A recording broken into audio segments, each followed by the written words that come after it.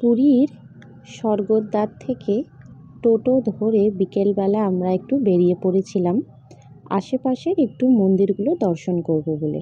প্রথমেই দর্শন করেছিলাম জাপানি বৌদ্ধ মূর্তি, তারপর বেদী হনুমান, নৃসিংহ মন্দির, নদিয়ার গৌরাঙ্গ, সুভদ্রা মন্দির, সোনার গৌরাঙ্গ, জগন্নাথ দেবের শ্বশুরবাড়ি, মামার বাড়ি, গম্ভীরা, সিদ্ধ বকুল আর জবন হরিদাস ঠাকুরের সমাধি মন্দির। পাথর কেটে কেটে কি সুন্দর মূর্তি তৈরি হচ্ছে সেটা জাপানি বৌদ্ধ মূর্তি দর্শন করতে গেলেই দেখতে পাওয়া যায়।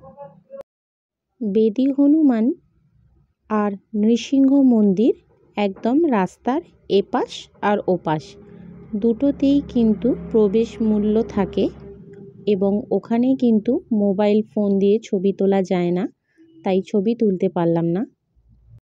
আমরা যে মন্দিরগুলোতে এসেছিলাম এখানে তুলনামূলক মানুষের ভিড় অনেকটাই কম, কারণ এই সব মন্দিরগুলোর কথা অনেকেই জানে না।